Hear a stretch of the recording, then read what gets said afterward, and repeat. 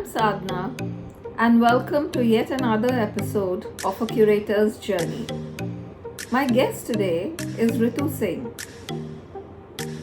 She loves Yog Sadhana and loves music and singing as well, because for her, it's a way to connect with the divine. In fact, in this divine energy, she's helped people over the last 15 years to realize their full potential. She's used techniques like past life therapy, Theta Healing, Hypnotherapy, Scientific Astrology, etc., to guide people and to ensure that they do the best they can under the circumstances. My session is going to be very interesting with lots of question answers. So what are we waiting for? Keep your questions ready and get ready to start the interview with me, Ritu, and all of you. Let's go. So, it's so lovely to have you here finally. And My pleasure. forward to today's episode or whatever we can call it, because they are some of my favorite topics with one of my favorite people. So, what more can I ask for? Mine too. Thank you, Sadhana. Thank you. So, maybe I can let's just wait for a few people to start Yes, of off course. before we Sure. start off formally. So I can just tell them, what we are doing. So this is what started off as an idea to kind of pass my quarantine time well, and I know so many wonderful people from whom I've learned so much. So I thought I should get them on a formal platform and maybe have a little chit chat with them, and perhaps you could inspire, because I'm a curator, travel curator or whatever. And I think all of you are curators in your own way. You've put together lovely aspects of your life, and you presented it so well, and you've kind of made your life as nice and lovely as a museum. So I think this is all about curators. We should, uh, you know, uh, let everybody know that what a difference it makes if we do things mindfully. And Of of course. course, the most important thing is to, at the end of the day, enjoy the experience. Because Ritu, honestly, I'll tell you, I've learned so much in these last couple of months that I've been doing this, that I think that experience itself kind of negates any fear or hesitation that I had earlier, and I think it's been a wonderful experience. I think we should all attempt at doing what we really want to from our heart, you Yes, know. it's so good to see you and observe you grow so beautifully through your experience, even in this lockdown period. You have really unlocked yourself and your potentials. Thank you. But this show is not about me, it's about Ritu. It's about every one of us, actually. Yeah, All of us. It belongs to all of us. yeah, it does. But today is your day, and I want everybody to know you better. Ritu has been I know her for about a decade, I think now, and she's Yes. been a friend, philosopher, guide, and she's taught me a lot. And at the end of this 45 minutes or so, you'll realize why. So all of you should pay attention, and she has lovely things to say. More importantly, if you have questions, then you can field them about 20-25 minutes down the show, and ask her some important things, because I think there's a lot that you could learn from her. So let's start off. What do you say? Sure. We are ready. Okay. Would you like to wait some more? You are the curator. It's up to you. We shall wait for your commands. Okay. No, no. Hi Ratna. Let me see who all are there. Monisha is here. Hi Monisha. Monisha Daga is here. Hi Ratna. How are you? All well. Satyendra Thomas is here. Oh, Thomas is here. I'm saying Satyendra. Thomas is here from Germany. Hi Thomas. Thank you for joining in today. Aman is here. Hi Aman. That's wonderful. So I'm going to introduce you, Ritu. Ritu has over 15 years of experience in helping people to discover their true potential and overcome past limitations. She facilitates self empowerment and growth by using tools like Theta Healing, Hypnotherapy, PLR techniques, and lately Scientific Astrology. She swears by Yog Sadhana as well as a way to evolve, and has immense trust in the power of natural laws for healing. She comes from a family of musicians and feels music and singing allow her to connect with the cosmic energies most divinely. She, as I said, has been, you know, one of the very positive influences in my life. And with extreme pleasure and honor, I would like to invite her and enlighten everybody on a curator's journey. Thank you so much, Sadhana. Thank you So for your much. kind words. No, it's my honor, really. Shall you like music? I heard. So let's start off with in a musical on a musical, perhaps. Would you like that? Sure. Okay. So I So we can are doing start with a the little first. prayer or a vandana. Yes. For the first time on a curator's journey, you're going to have a melodious welcome. So yes, I did see your last time's episode program on Leslie Lewis. So yes, it's an inspiration. So yes, I totally know and I'm aware and I realize that music is in every cell of our body. It's the very dance and play of cosmic forces. And music being one of the major influences, and I think it influences and impacts all of us some way or the other. So I would like to start with a Bhairavi Vandana, 3 lines, to invoke a prerna, an inspiration of Shakti in each one of us. Wonderful. जागो भैरवी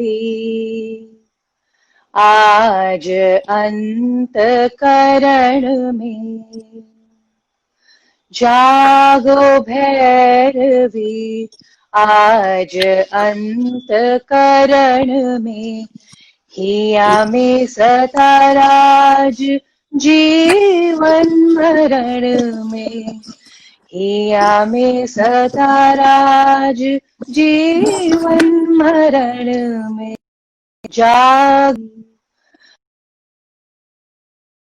आज अंत करण में.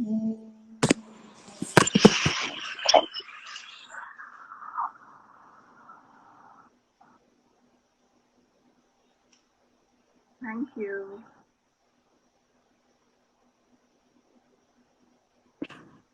Can you hear me? Yes, Thank you, Ritu. my pleasure. So, shall we start with some questions?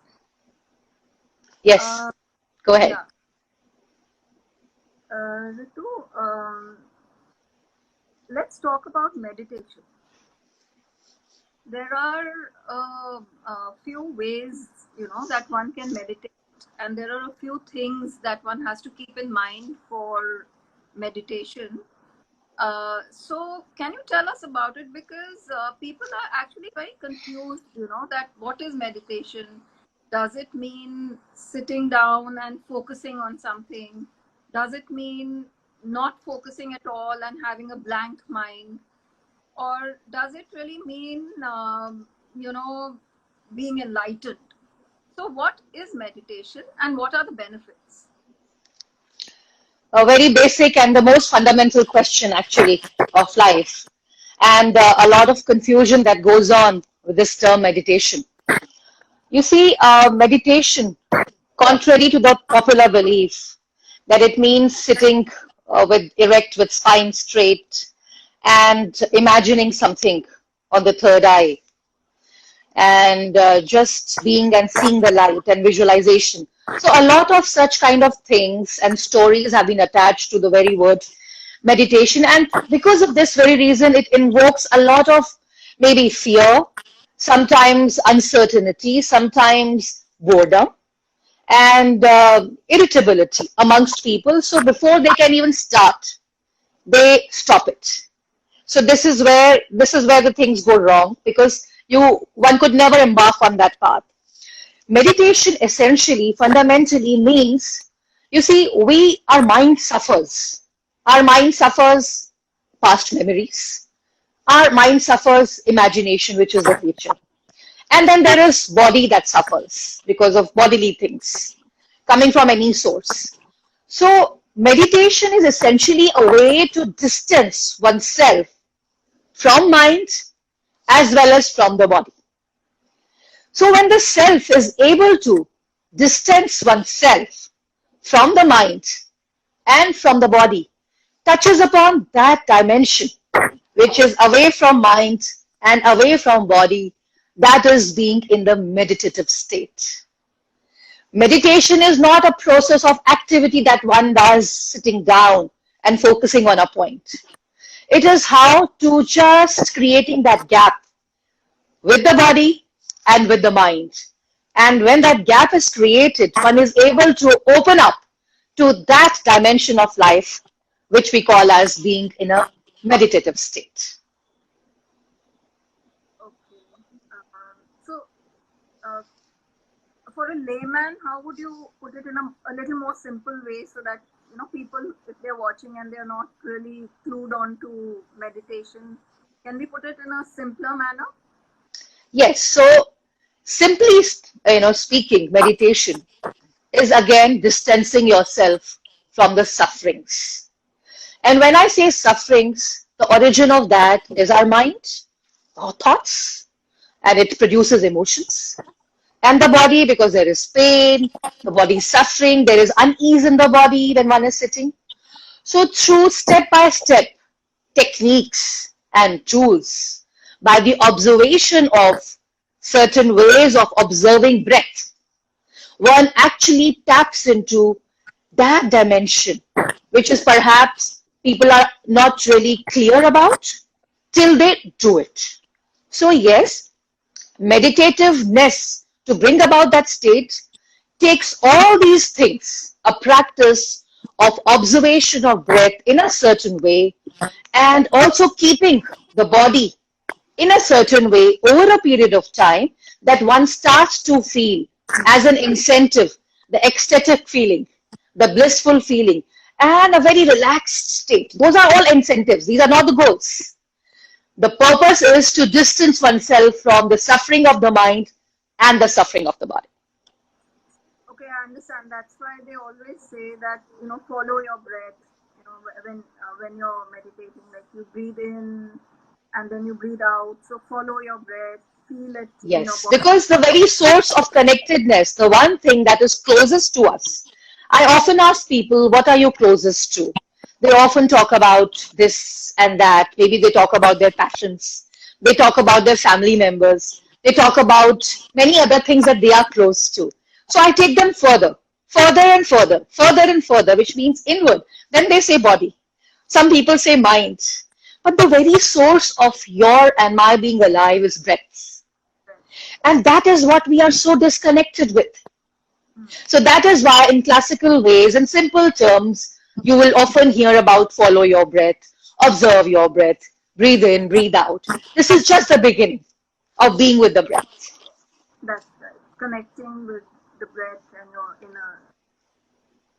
Okay, and tell me, what are the benefits of meditation in the long run once you do it over a period of time? What would what would we say are the benefits? The benefits are immense, and in fact, today, so much of research has gone into it. In fact, so much of research has gone into in understanding the ways our brain waves work when electrodes are attached to the brain, the whole EEG mechanism. That what kind of brain waves go into a person's brain as an organ. So it has been observed and found that the brain waves actually slow down to very deep theta and delta brain wave. And as a result of this happening, it produces certain hormones in the body. There is a chemistry in the body that starts to change over a period of time. And we know all our suffering, at least bodily suffering, is coming from because some chemistry has gone haywire. Something is going up and down. There is blood pressure happening. There is heartburn happening. There is ulcers. Whole lot of things are happening. So when a person starts to meditate in the correct way, scientific way of connecting with the breath and the body, it starts to produce amazing results that will actually relieve a person of perhaps the diseases the body is suffering or the diseases that the mind is suffering. That's the best thing and also this is a part of, okay, one is getting free from the suffering. Imagine what would happen to each one of us and also at a global level if each human being is free from this suffering or at least making an attempt on a daily basis. Would each day not be a perfect day to start with? Of course, we must learn more about that later as well. But yes, you've convinced me. Meditation does have a benefits, and I hope people who are listening have also, gained from it. Okay, now I'd like to talk about the subconscious mind.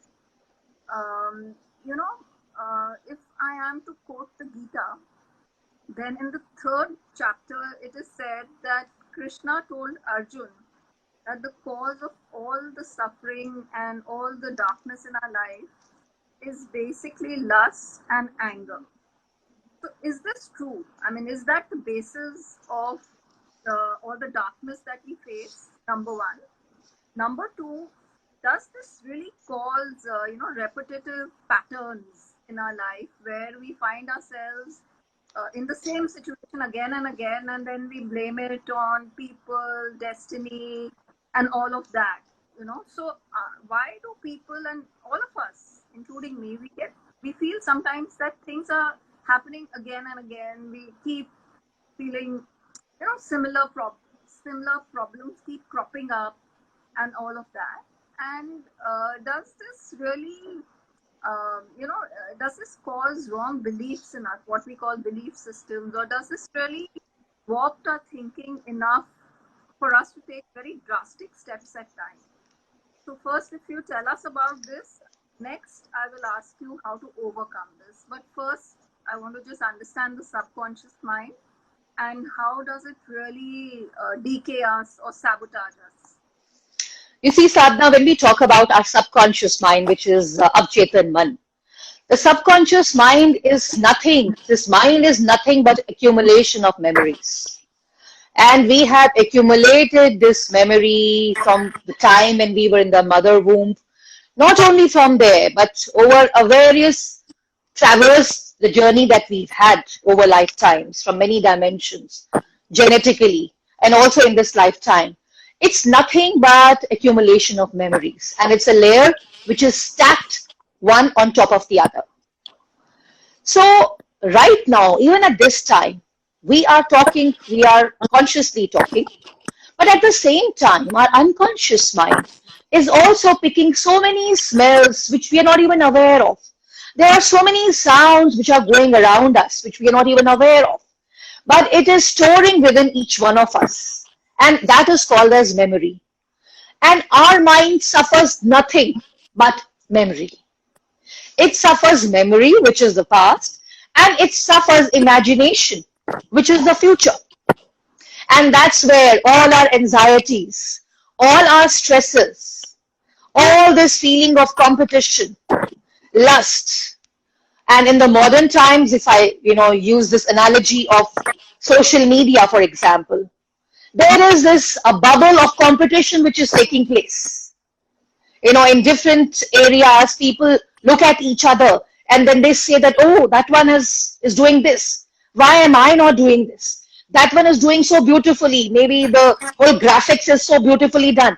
I am good for nothing. I'm doing so. All these things are in this period of Kali Yuga. We are just accumulating this either as a memory of maybe failed at some point of time, or as an imagination which is insecurity, that where do I stand in this world? Yes, that is why the mind suffers. And that is why we are constantly accumulating stress. It's not natural to be stressful. How we have made it that, oh, it's natural to be stressful. Just before exam, when a child says, it's natural, I have my exam. It's natural, I have my interview. So this anxiety and stress, which is absolutely not a natural thing, that all is because the mind is suffering the past memories and the future, which is imagination. As a result, anxiety.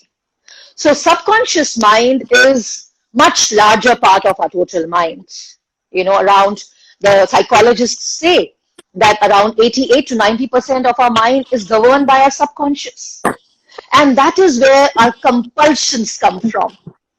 All the compulsivity, sometimes we are in situations where we feel that we are behaving the same way that we did yesterday. We are behaving the same way that we did maybe 5 years back, maybe 10 years back, or maybe when we saw our parents. So all those things which got accumulated in the part of the memory bank, we start to play that out as nothing but a part of compulsivity. So compulsions lead us to these patterns, as you just mentioned. So we become a part of that loop, and we don't know how to get out of that loop. Yeah, because what happens is at times we say कि मुझे तो if I have to achieve anything I have to work very hard, or some people say every time I make a good friend they leave me and go. So these are not coincidence. I mean, how can your friends leave you and go? There has to be, you must think over it, and there must be something compulsive, as you're putting it, or some patterns because of a reason, right? Patterns are only because of a reason that we are not choosing to live consciously. One can attribute one's own inabilities and limitations when we talk about, oh, it happened because of a belief. It happened because of a belief I grew up with. It happened because it's a part of my DNA. So when we are operating out of a program, of course we will play out what a program will play as. But when we choose to live each moment of our life consciously with intelligence, then all of these patterns can be broken down in a second, because we're choosing intelligence over compulsivity, over beliefs, over the programs that we have grown up with. That's great. So if I am to ask you that if the subconscious mind can destroy or cause problems, then I'm sure it can be trained to act in a positive manner as well. At the end of the day, I think our potential is basically in the subconscious mind. So you've got to either shine a light on it, or it can die in darkness. So hypnotherapy, sadhana, is a way in which, when you just mentioned the programming. So I like to see it this way, that any program that we do, and we are again even reprogramming for a positive new behavior, which is typically what hypnotherapy does actually. It is to overcome all those negative patterns or programs that we are continuously suffering from, and create a new neuro pathway, which is a positive programming. I would like to take it one step forward in hypnotherapy. So hypnotherapy deals with putting affirmations and positive suggestions directly into the subconscious mind. As I mentioned, our subconscious mind is actually in charge of most part of our mind. around 88 to 90%. And when we are driving or being in our life is as a flow, using all those patterns from the subconscious, that's why habits are formed. That's why compulsivities are formed. So for example, somebody who's a smoker and who is addicted to smoking and now he wants to leave it. But because of so much of addiction and the chemical gone in the body, and also the cellular consciousness changing and falling into that pattern, and now he wants to be a non-smoker. He wants to believe that. So only believing will help? No. Something else also needs to be done. It means that suggestion directly needs to go into his subconscious mind. And that's where hypnotherapy works, where the person is actually taken into a space, into that dimension, which is the subconscious dimension. Because right now, if I ask you, Sadhana, okay, now tap into your subconscious mind, will you be able to do it directly right there sitting? You won't be able to. Because subconscious mind is not at the driver's seat, but it's behind, but it's driving. So to be able to do that, a setting needs to be created to start with, and then a person is taught a few things so that subconscious can be accessed and I'm a non-smoker affirmation can be put in the right kind of setting so that energies start to change. Cellular consciousness starts to change. Yes, of course, for that, a partnership is needed with the person who wants to change himself, with the therapist and the person who's come to change himself. And over a period of time, depending upon what is the nature of compulsivity, accordingly, things are able to resolve or brought to a more beneficial state. That's yeah. I think I really like this this point that you mentioned that the person first of all should be willing, because unless a person is willing, nothing will work. Yes. I know a lot of people who they go for say for example past life therapy, etc. But they will say we don't have faith in this. So it's not possible for something to work if you don't have faith in it. Yes, so a lot of times, parents bring children because they want to change something in the child. But the child may feel that, well, they are right in that behavior. But the parent doesn't feel that way. So firstly, a kind of trust needs to be created, which means a kind of an openness between the therapist and the person who's coming. And once that is created and the scientific way of approach of this therapy is told, so over a period of time, I've seen in my experience also people become willing, they like it, and it's a very beautiful experience. It's a very experiential therapy where a person is lying down on a couch and gently being guided by the therapist, in that perfect kind of a setting. You yourself have experienced it. So it's a very beautiful kind of an experience. I just want to add here that I just read a comment from Mona. She has written that there are some people who are not at all open to getting, you can call it hypnotized or whatever. They're not open to giving themselves up to a therapist, and it's very difficult to do a regression session in that case. I'm continuing from what you were saying. What would be your suggestion in this case? See, Sadhana, the thing is that there are two kind of people. One is the people who are very suggestible, who are ready to say surrender in this way. And the other are very analytical people, and that's how they are. This is very scientific. It's about right brain and being left brain. I would definitely tell that, you see, if you have intelligence, you don't have to believe anything because you have intelligence. Intelligence is the very way that when you reject all beliefs.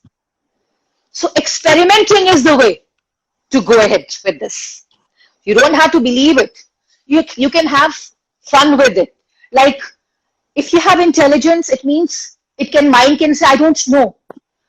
So the person who will not have intelligence and has not experienced it also will say, I believe. It's time we need to change that and say, I don't know. I want to experiment with it. It's possible in a lot of cases where a person is still very analytical while the person is, being guided into hypnotherapy. and may not. It may take them a few or more sessions. My advice is start with self. And that is where sadhana and kriya yoga comes in. Because you are experimenting it with your own self and you are in charge in that sense. So it really helps people, and there's nothing better than that. If you can take charge of your life your way, studying, understanding, knowing things that these are existing. Wherever I feel this is a dimension I want to touch upon, I will choose this. That is the dimension I want to choose, I will touch upon that. So there are many things available. Go for it. I know.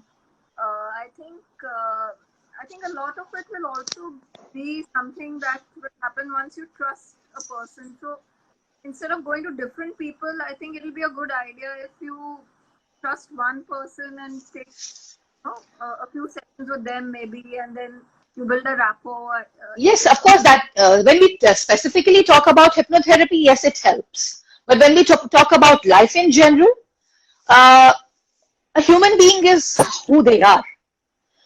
And to be able to trust, they may not have even the necessary ingredients of trusting them.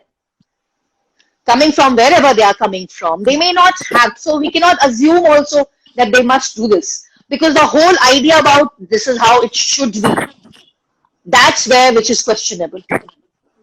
because there is nothing should be. I love your suggestion that just take it easy, think of it as an experiment, and just think of it as fun, and it should work. And be ready that maybe it doesn't work, so we'll try something else. We'll try something new. Idea is just to be open to all possibilities. If a human being is open to all possibilities, many possibilities open up and many things happen. Exactly. So I just want to say hello to a lot of people have joined. Zinni has joined. Umang is here. Thank you. Samriddhi is here. Thank you. Ginny is here. Thomas is here. Ricky is here. Thank you so much, guys. Mona's here, of course. Sahar is here. I'm so delighted and honored by your presence. Thank you so much. Okay. So I want to tell you another interesting thing with this. I read somewhere that life is like a Scrabble game, right? And you get a lot of alphabets, and whatever alphabets you get are not in your control, but making the words is in your control. And the beautiful part is that the better you are in English and the better your grammar, etc., the more words you can make. So all I'm trying to say is that at the end of the day, whatever life brings us is fine, but how we handle it is important. And the more we meditate or whatever practices we follow to improve the quality of our life, the easier it will be for us to overcome those problems. Absolutely. That example, I thought it's really beautifully fits into life in general. Yes. So I wanted to say.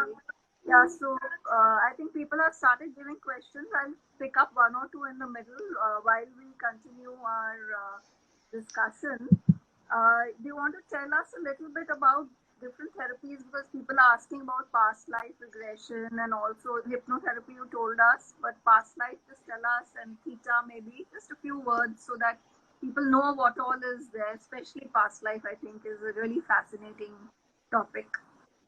Yes, so past life regression is actually, it utilizes hypnotherapy, hypnosis. Past life regression is a way where we can actually access our subconscious mind so that people can access, though it is not a natural law, because if it was a natural law, we would have remembered everything of our past. If it was. And then imagine if all of us remembered everything that happened in our past, what kind of a chaotic life it would be. I mean, why to go even that far? If we start remembering everything that happened with us, say last 6 months, or 1 year, or 5 years, based on the nature of experiences that we had, People go into depression. People going through stresses, and then when they start feeling all those emotions in their body and they're not able to get out of it. That is why it is not a natural law. But because in each time of evolution, as we are passing through time, creation, the nature of existence has actually offered us these possibilities. And that is why now it's so much, people are talking about it. There are therapists who are doing it. There are trainers who are teaching it. So past life regression is a way to tapping into that dimension of our beingness, where we feel that carries the source of maybe our current life patterned traumas. You see, people can go through different kind of trauma, maybe a pain here, an injury there.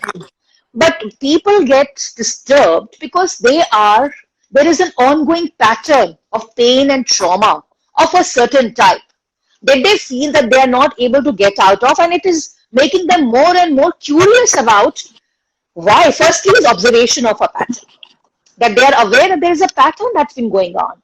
So how to find out the source of that pattern?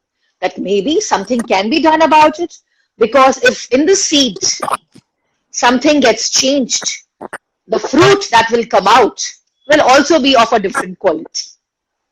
So basically the basis is to change the quality of one's life. And that's where past life regression helps. So just to explain it in common man's language, the you can correct me if I'm wrong, you go back to the origin of the problem, and then you change something there and you come back, and hopefully several things after that would have changed, and you can really see, it's not necessary that you change something. okay. When a person is able to uncover or maybe experience some aspects of a life that they have lived earlier, which they felt that is carrying those high energies of the source of that problem, just by viewing it, there is an intelligence, an insight that comes up, and which is called self-realization. So when that realization comes, that realization leads to an awakening. And when a person is awakened, there are many possibilities of changes that can take place in different aspects of a person's life, be it health, be it wealth, be it relationships, be it one's own relationship with one's own self. So many dimensions open up like this. So an insight itself is sometimes very strong enough to change something within all of us in the current scenario. And it's not a dangerous practice or anything, right? I mean, there's a lot of fear attached with past life regression. I would see it just like anybody, like a child holding a knife. Now, a knife can be used as a tool to do amazing things, cut things, make things, create things.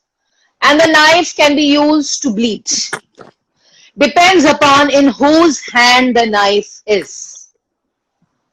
That is why if you must get a past life regression done, you must go to an experienced, trained therapist who is fit for this role. So it depends upon in whose hand the knife is. So Samriddhi was just asking that can it be counterproductive? So I think that will answer her question that yes, if you go to the wrong person or if it's not handled properly, it could be counterproductive. It's always not about where you have gone.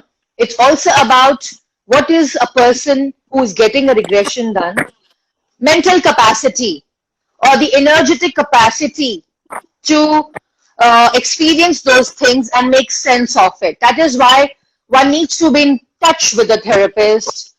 Sometimes people just come, they get a regression done like a story, and then they vanish. They never come for follow-ups. They never come for some kind of an assimilation of experience. And then they say that, it didn't work for them or it created more chaos in their life.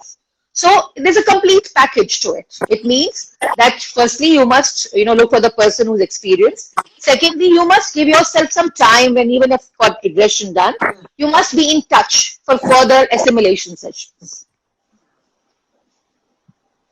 Somebody had asked while we were talking that do you have any tips for people who have who are facing a deteriorating relationship with their spouse? I guess especially now because of being indoors and all, I think it's become even more aggravated. So what would you suggest for such a relationship where it's a very sort of pure relationship or something which you would not like to give up on easily? See, any relationship, if the first line of relationship, which is yourself, that is the first line of relationship in every true sense of the word, relationship. And then comes a second line of relationship, people you stay with, who are around you. For that to happen beautifully and continue to maintain a relationship of honor and respect, one's own relationship with self and the breath has to be strong first. If it's not strong enough up till now, then it's time to make it stronger. And then comes the roles that one plays with people around. And because we identify too much with the roles that we play as a spouse, as a husband, wife, mother, child, we start to suffer and feel miserable being caught up in the interactions with those. That is why in the beginning of the session, I emphasized meditation is the way to distance oneself from the mind and from the body, so that enough gap gets created on a daily basis, so that even when one is in the heat of a moment with someone, one is able to get into that dimension, tap into that possibility, which allows them to reorganize their energies in a way that they are better equipped next time for an interaction with their spouse or their child or their parent, for that matter. Okay, great. Somebody was asking if hypnotherapy is like a manka operation. So I doubt it's anything that. Can you repeat that? Is like? Hypnotherapy like a as in mind ka operation. Acha, okay. So you can put any words, you can add any phrases, it's okay. But the crux is that it deals with the subconscious mind of a person. Yes, in operation, you have certain tools that we use. Similarly, here we have certain tools, if you want to call it that. We use those tools, yeah, for sure, so that we are able to access that part and go there and take out what needs to be taken out and put what needs to be put and placed. So that's a beautiful way to say it. So after we do all of this, we basically need to understand that what exactly is manifesting. Because when you're doing all this internal work, there would be some sort of a reflection on the outer life also, on our lives as well, right? Which could be visible to other people as well. Or what exactly is manifestation, and is it a result of all this that we practice in all these things that we've been speaking about? So manifestation is coming from knowingness that this piece of life, the system that we have, the human system, which is so sophisticated and complex, in fact, the most sophisticated and complex machinery. It is like a kalpataru, a kalpavriksha, a wishing tree. Only if we, with an intent, focused intent, and the energies, emotions, intellect, and physical body, these dimensions of the system, we align them in such a way, and for a period of time, give it that focus, but with alignment of this. Our system our beingness is like that kalpavriksha that can actually see and create things which we are wishing for, because this magnet is a wishing tree. Only if we do all of it. Sometimes people say that, they have visualized for 21 days, but things haven't happened. You see, the thing is, first question that comes is, what are we wishing for? It's like a child who is 7 years of age and he wishes to drive a jeep. And if he's given a jeep to drive, do you know what is the outcome of that? Chaos and accident.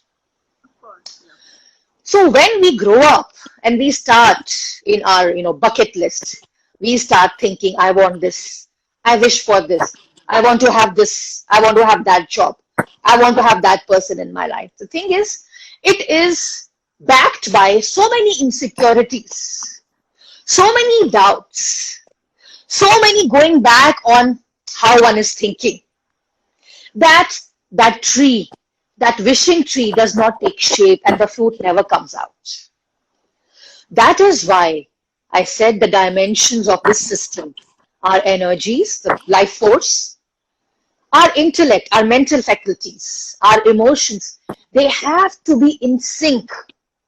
And that intent needs to be, focused with a certain period of time so that we are able to magnetize it and grow it like a wishing tree so that we are able to see the outside. So yes, you're absolutely correct that a large part of us are practices, and how our thoughts are is actually getting reflected in what we are creating outside of us, and vice versa. Thank you, Ritu. And so many people have been saying thank you, and they've been loving what you're. They have been praising your, answers. Whatever it's not answers. It's the knowledge that you're imparting is making everybody really happy. So thank you for that. Yeah. So Mona is asking that when you see a lot of angel numbers, does it mean that you're closer to manifestations, or just a heads up that there's a message for you and you need to be alert, etc.? That's a totally different dimension, a different plane of existence that we tap into. So just to satisfy your query, yes, numbers have vibrations. Everything is in this cosmos is working at a frequency. So even number of people who do numerology and other things, they have frequencies. So again, energy follows intent. So if one is tapping into that dimension of creation, one will see numbers, one will try to get a meaning out of it. If one is tapping into the aspect of planets and planetary, so one will start to, because our point of view creates our reality. So the best and the highest and best point of view is how to create. With this system that our intelligence and creation and nature has given us, how can we create a possibility so that we strive to become better and better and enhance the quality of our life? Wonderful. So if one, I think angel numbers, if I'm not mistaken, is like 222 or 333. And the repetitive numbers. Yes. Have different meanings. So if you see those, you could be tapping into something essentially. Yes, like it's a part of a study called sacred geometry, and their geometrical patterns and numbers, and many civilizations and people from civilization like Pythagoras, they all have spoken about this. They have done studies. So based on, again I said, based on what you want to tap into, you will start to see that reality.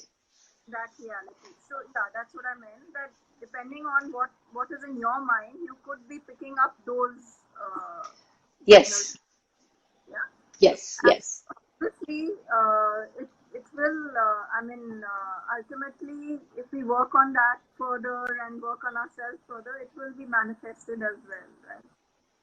The only thing is, there is the basic fundamental is aligning of energies, life energies, and our mental faculties and our emotions. If they are in sync and then there is a focused thought for a period of time is done with this sync in place. And for that, one has to do it every morning.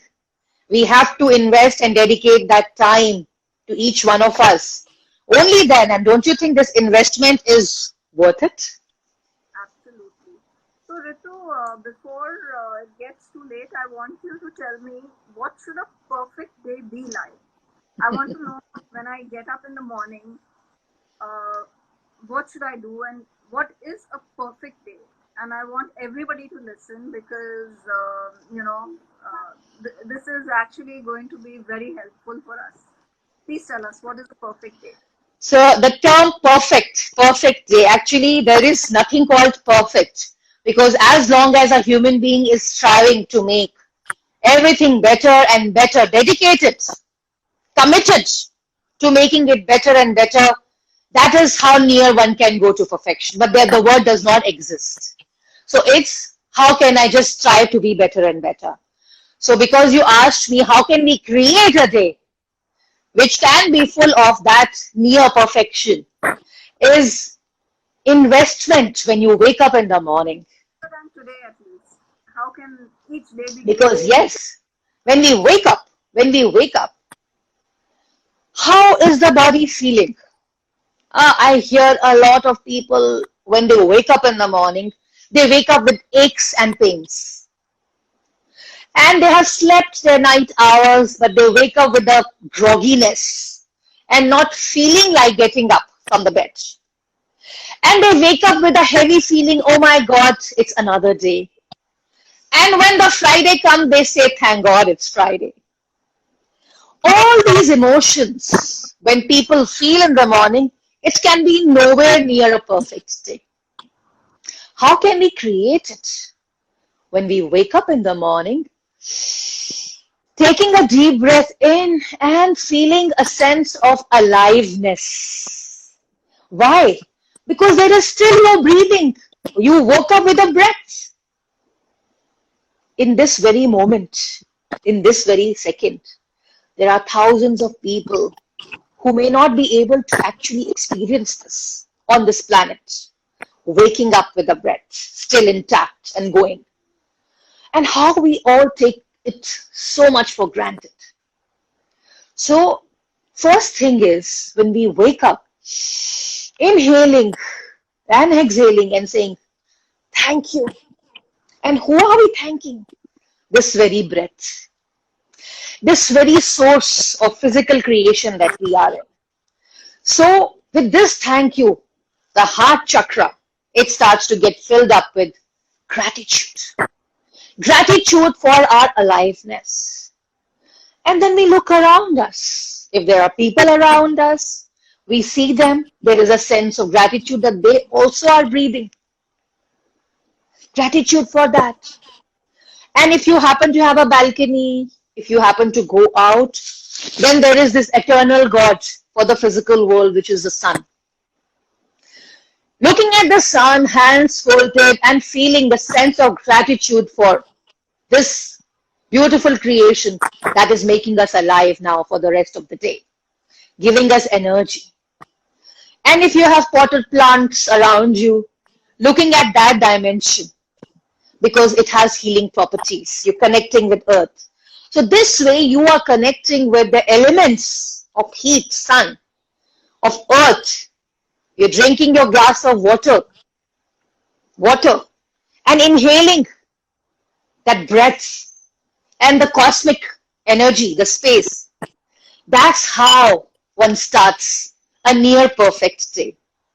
And then one spends a good amount of time investment in doing Yog Sadhana, something which I just mentioned aligns the physical geometry of the body, which is energies, emotions, and mental capacities, aligning using tools and techniques, the Yog Sadhana. I can't emphasize enough the dividends that it pays in the long run when one starts investing that much of time into investing into themselves. So morning 2 hours into this. And then once you've recharged your batteries, We are ready for the day. We are ready for anything that comes our way. Anything. Because here we are already charged. We will have clarity of thought. We will know how to deal with situations. We will know how to make, maybe sometimes we need to decide upon something. Sometimes we have so much of time wasted in choosing things because we can't choose. So all these everyday things that we all need to do and all have to do, all those things get done like absolute cakewalk when we are investing these morning hours on ourselves doing yoga sadhana. Wonderful, Ritu. So, Ritu, I now have a problem that we are going to touch 1 hour and this is going to get cut. So, I don't know what to do. That we will end it and then maybe we can come back for 15 minutes so that if somebody has any questions or something, we'll take it Sure. without compulsion for everyone to come. Let's end it and then we Yes. will come back, and if people have questions, you're welcome to field them so that since Ritu's here, let's take advantage. And if you're busy, I don't want to force you, but anybody who's interested can come back. It'll be nice. And let's talk a little more. And now I need to exit because 1 hour is up in a minute. Yeah? Okay, we will be here. So, formally once for that you spoke about. It was brilliant, and it feels lovely to host you today. I'm sure Thank you. everybody did a lot, and we hope some of you who still have some questions will come back because I'm going to start another live in a minute. Yeah. Sure. Bye, guys. Thank you for being here again. I really love you, and I'm very grateful to you for coming back week after week. It's a pleasure. Thank you for coming back again. We wanted to take some questions. Sure. So, guys, all of you who have questions, can you please field them now?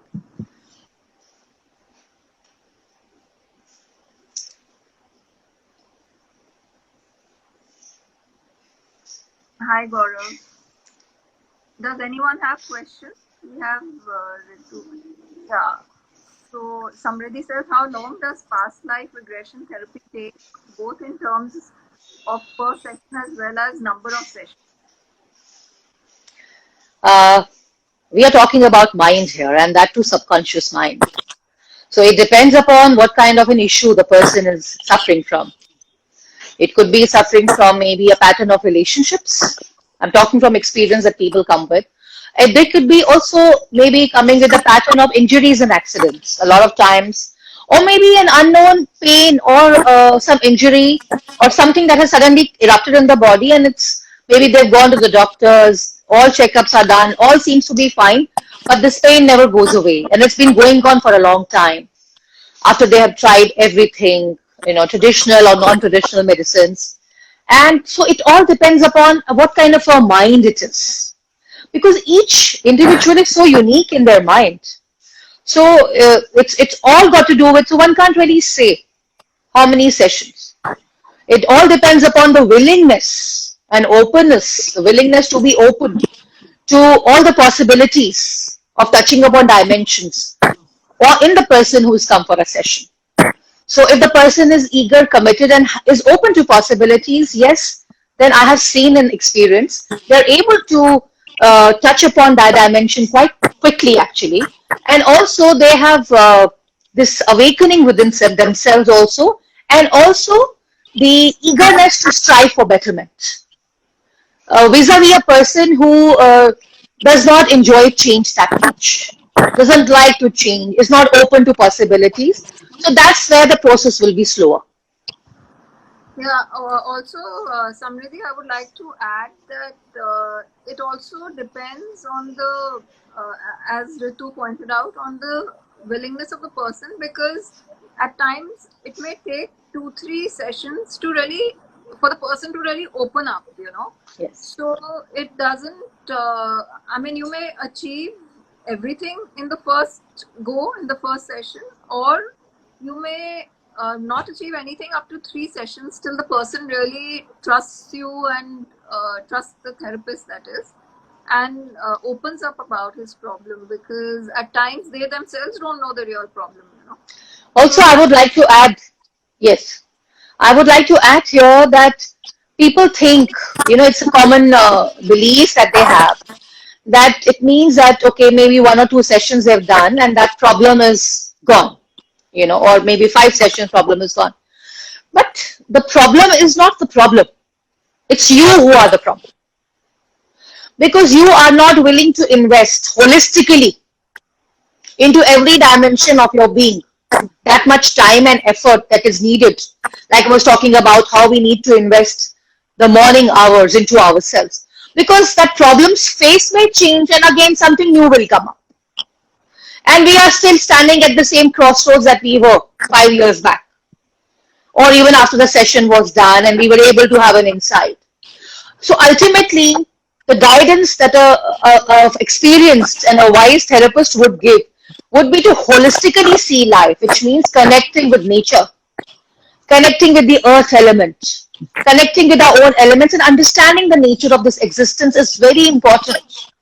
Side by side, even when you go for therapies. Only then you'll be able to truly get rid of the nature of problems. wonderful. Okay, Mona, thank you so much, Ritu. Yeah, You're welcome. Mona would like to know that would every day a 5 minutes Reiki session on the heart chakra help with healing and peace of mind? When you summon the chakra angels, etc. Is that a good? Yes, it is definitely a very good thing because whatever practice one is doing, idea is to align the geometry, the energies inside. So 5 minutes and then it has to be again packed with different kind of yogasanas, meditation, sadhana. Give yourself 1 hour to 1.5 hours each day in the morning to holistically take in all those things. Because it's not like, okay, 5 minutes, I'm done, now let me go. Yes, 5 minutes of energizing the heart chakras, it's a beginning.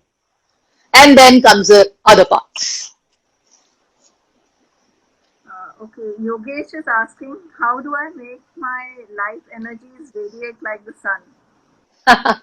That's a beautiful, it's an example that a person wants to radiate, which means that there is an eagerness to strive for better. So as I've mentioned earlier also, that you must pick up a practice of Yog Sadhana, Kriya Yoga, a kind of activity, a Kriya that one does for the body, one does to activate the energies and also mental capacities. So you can choose, there are many, like I am a practitioner of Shambhavi Kriya. So somebody practices Sudarshan Kriya. Somebody else practices Kundalini Yoga. So you have to understand what these things are and start somewhere based on where you are at this point of time. Accordingly, you will choose what kind of Kriya one wants to do or one kind of. So yoga is not about just moving off our body organs or postures in a certain way. It's you will realize the moment when you start doing it, and after a few months, you will realize that it also is creating and generating certain feelings, certain ecstatic feelings and peace in the body, which and clarity, which actually start to reflect in different aspects of your life. Wonderful. Great. Okay, I hope you're happy, Yogi. Okay, the question on Reiki, does Reiki practice sleep paralysis and enhance lucid dreaming? Would you know that? So you see now Paralysis when happen we on. have these terms like lucid dreaming and or sleep paralysis. So all these things are coming from somewhere disturbed energies in the body. Okay. Wherever the energies are disturbed, it gives rise to something which is popularly known as any syndrome. So one can employ any methodology as long as one is doing it continuously, dedicatedly, has seen results, it's working for you. Why not? Go ahead. Kavita is asking that sometimes, if you've had a very sad experience, sometimes you can't get over it, and you keep going back to it. And I can relate with it. I mean, it causes the same pain again. Like you feel the pain as if it's fresh. So, how do you overcome that? And I'm sure it's extremely detrimental, to be stuck in one phase of your life and not be able to sort of come out of it. So just give us some tips for that. Why, can you hear me, Sadhana? Now, it Can you just hear went me off. now? Yes, I can. Okay. So, as I said, that our mind suffers two things. One is the memories, which is the past, and the other is imagination, which is the future. By intellectualizing it or thinking it, that now I am getting out of it or I must, the space where or the place where the problem got created, like stuckness, that's not the place where you will get your answers. Mind is not the place where you will get your answers. Or release or a relief. That's not the place where you're asking the questions.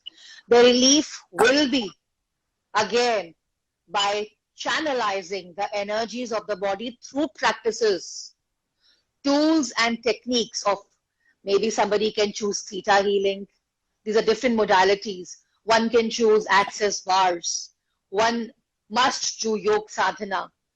Only then one will be able to get out of the stuckness of the mind. Where is the stuckness actually?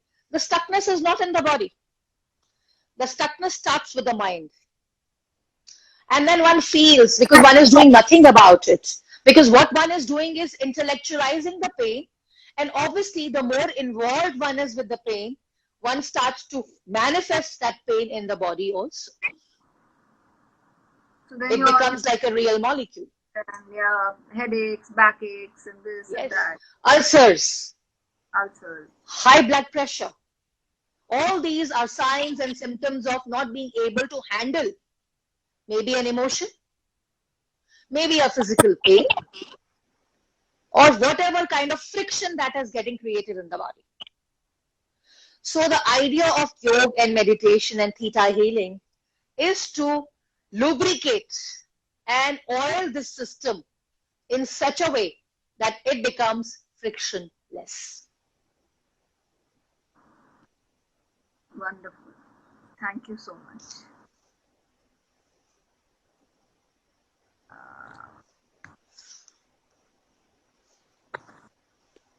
Yeah, just briefly about tarot cards. You want to say something? I think I'll do a separate session for tarot cards, but something that you want to say about it? Yes, so these cards of divination are allegories and certain imprints of how our life unfolds, different aspects of our life in the form of certain cards. And this happened, during Renaissance time, when people would communicate, express themselves through these pictures and allegories, when one was not allowed to express oneself so freely. So it was all painted in the form of cards. And that's how, through gypsies, it started to move around. The whole movement of tarotchi or tarot, popularly known as now. So the whole thing, the whole idea is how through the cards one actually reads the subconscious mind. Subconscious mind. It's a way to actually allow the subconscious mind to connect with the energy of the card and express. That's how the working of tarot cards go. Okay, wonderful. I think, yeah, that's a good introduction. And then, of course, it has so many different connotations, and maybe we Yes. can pick up another time. So, someone had asked questions. Can OCD be cured by hypnotherapy? So OCD is a label. So when we are looking at a person, we are looking at a person as what is going on with this person and where it got created. What is the pattern of this person's life? What kind of a mind or life energy this person is? All this thing will give us a lot of insight about what this person's mind is all about, energies. If the energies are scattered, then there is a compulsivity. OCD is a compulsivity. So yes, compulsivity can be broken based on what is the nature of compulsivity. Accordingly, any kind of therapeutic tool is used, be it hypnotherapy, be it theta healing, or one is advised pranayam, or one is advised a change of a complete nutritional planning accordingly, based on what kind of energy is sitting in front of us. Okay. Wonderful. Okay, Gitu is asking, are Shambhavi and Sudarshan different kriyas? Yes, they come from two different schools of, philosophy or thought. Yes, they are different. They are different. Okay. Yes. Um, In terms of the nuances of the steps, yeah. but the goal seems to be the same, which is alignment of the Yeah. internal geometry with the cosmic geometry. I think goal is largely the same because everybody is looking for peace of mind and what is now termed as equanimity.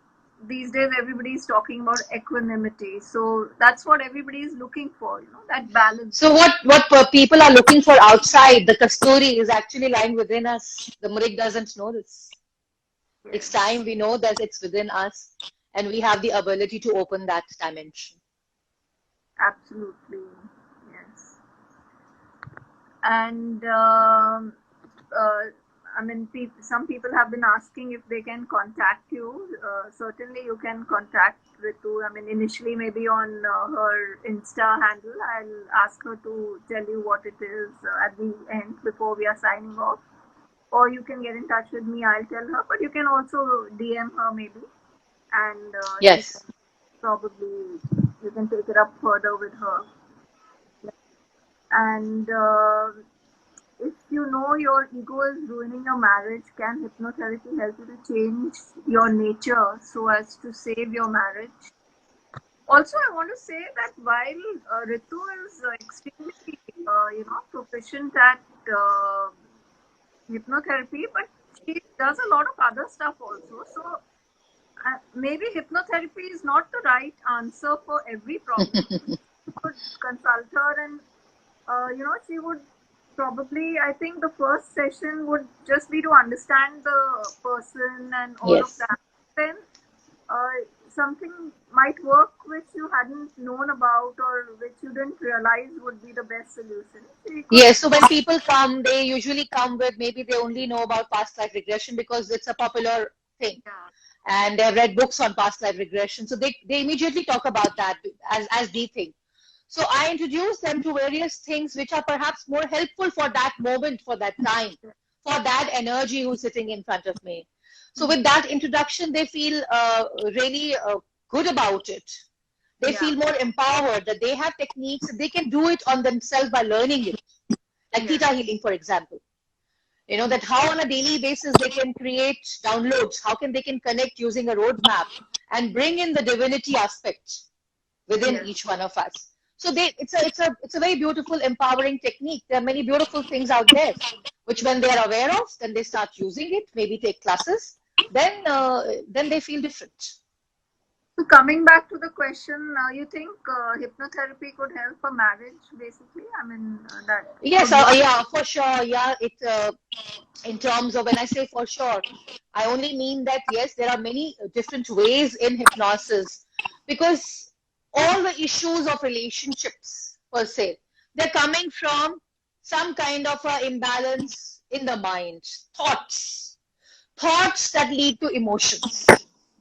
So if we were in charge of our thoughts, if we were in charge of our emotions, obviously the game will be different. The story would be different. So how do we change stories? Whether the two people are, in marriage together, or they keep a pleasant relationship with each other. They may not be together, but they are able to keep a pleasant relationship with each other. It's got to do with what we do with our minds to start with. And how do we change the pattern of the energy? You see, when there is a bhavar, जब bhavar आता है, तूफान आता है, तो bhavar एक गोला बन जाता है.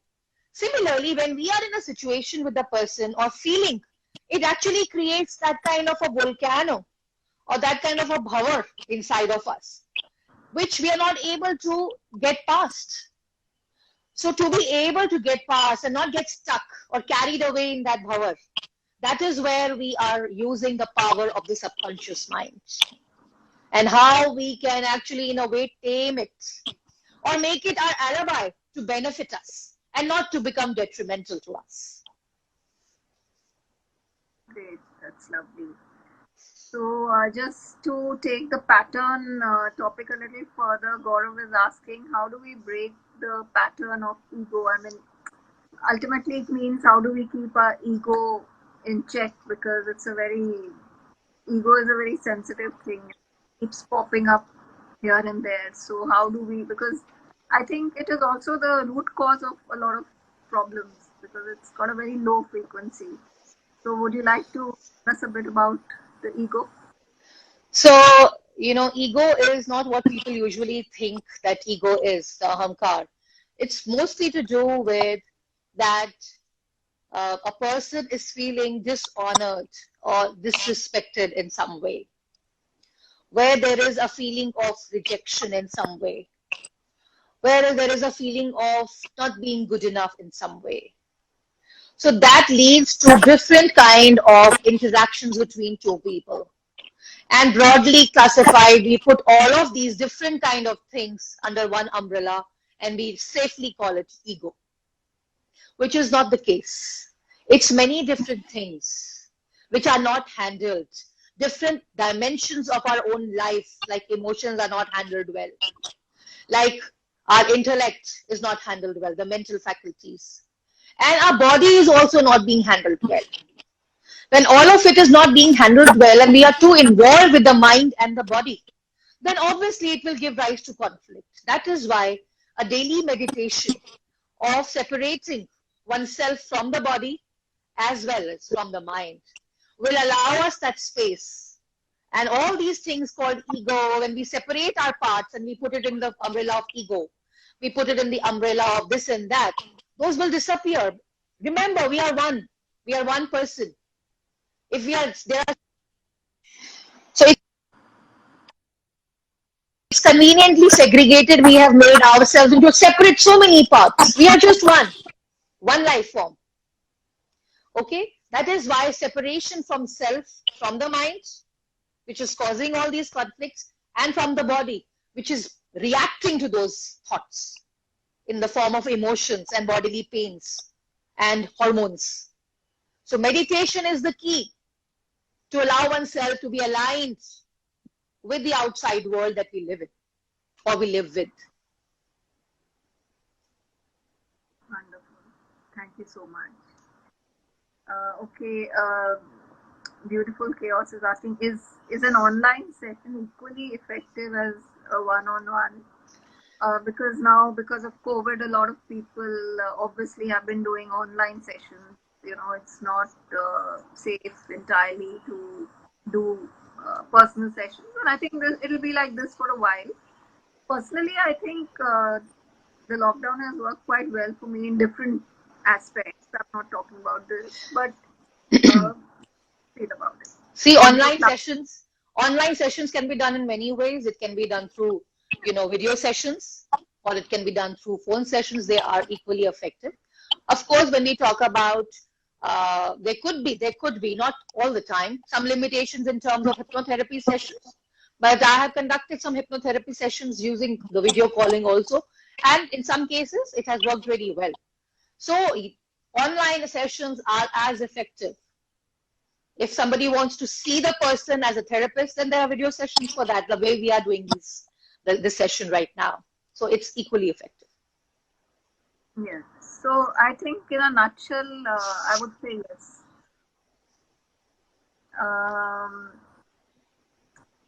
Any question? Did I miss anything?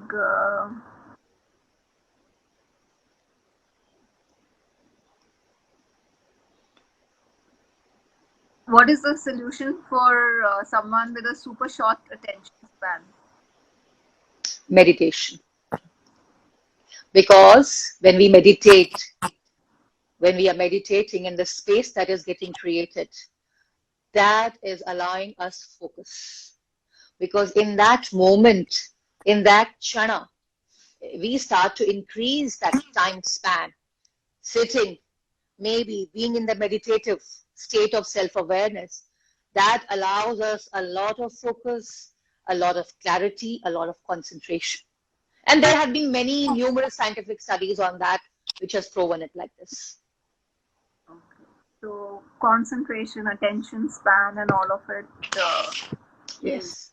I mean, meditation solves a lot of problems. So It does. It does. I think that's the root of Meditation nowadays is not about earlier, a few years back, it used to be that, okay, fine, now I would like to join meditation. Maybe at a certain age, one would say, okay, now I would like to, join a meditation class or something. Now it is compulsory. It is the need. Everyone must do it. In this time and age that we are living in, everyone must. Children, youth, adults, older people, everyone must. Start your day like that, and then depending upon each person's state of mind, and how they think and how well they accept various practices. I think you can decide how long to prolong it, and where all in your life you have to incorporate such practices. That is why it's good to join a kriya or do a kriya, because these are a set of things that one does in terms of kriya. Okay, so one is not looking at the clock when one is doing that, so that one is being that. And that whole thing itself brings in a state of meditativeness. Vis-a-vis, if one is just sitting down and looking at, oh my God, I've got 5 minutes. Oh my God, so one is just sitting and one may not able to. One may think, oh my God, my mind is just wandering here and there and I'm not able to meditate, because they're thinking that this is the way to meditate. So doing a kriya, a yoga sadhana, allows them a series of steps that one does, and they become meditative. They bring about, it's a quality. It's not doing something. Meditativeness is a quality that a person brings in their life. Okay, wonderful. Because somebody was asking that they can't go beyond 5 minutes. Yeah. Time. So I think you just answered that. You don't have to do meditation. You have to just be that. Yes. Using tools and techniques that will allow you to be that. To be that, yeah. That's wonderful. So, what do you say? Should we do a brief, like 1-2 minute meditation, just to give get everybody under the same thing, and then we could sign off, because I think most of the questions are over. Yes, of course. Two of some sort of expansiveness or whatever you want, and then we can let you go. Sure. So I can carry on.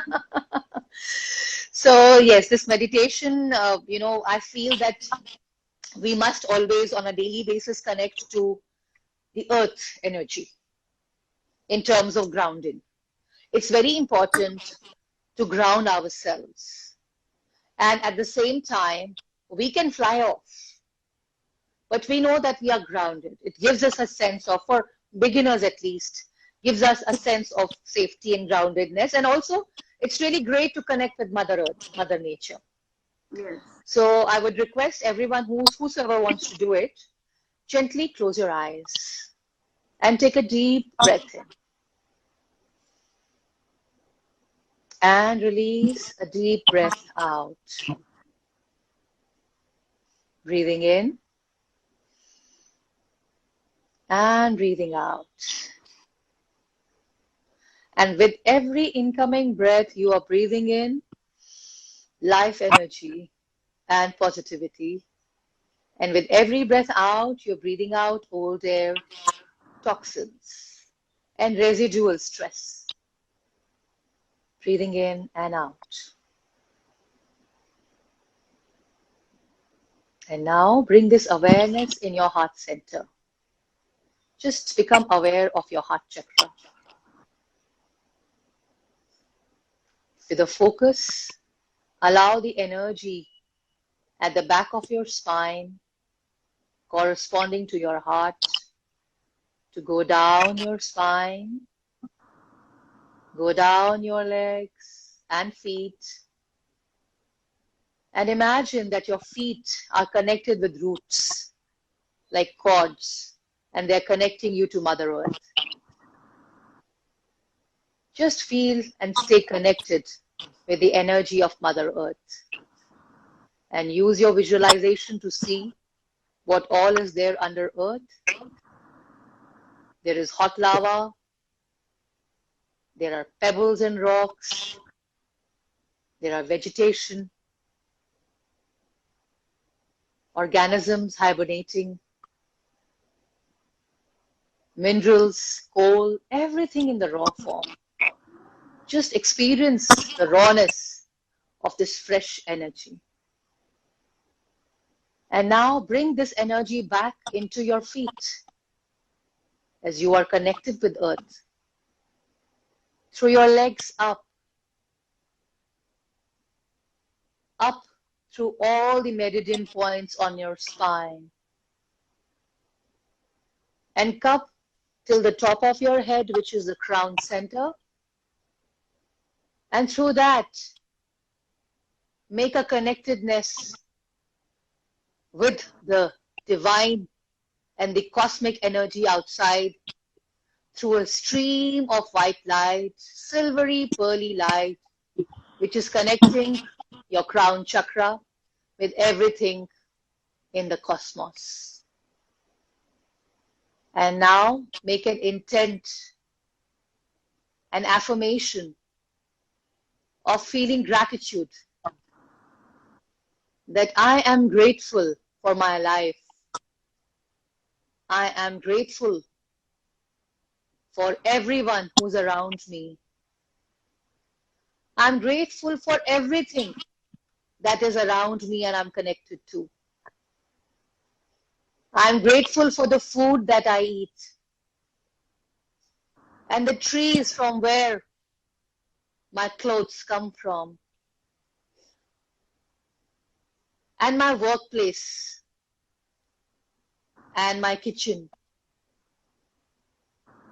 and those I love, and others who are my brothers and sisters in this planet. And feel your heart center being filled up with pink light. And feel streams of this pink light moving outward towards all of these people and things that I've just named. See an energetic cord through this pink light and pink energy. And feel this pink light filling you up, filling your heart chakra, filling up from your head to your toe, totally encircled in love, compassion, and energy of beauty. Feeling love, thankfulness, compassion, and camaraderie. Gently open your eyes.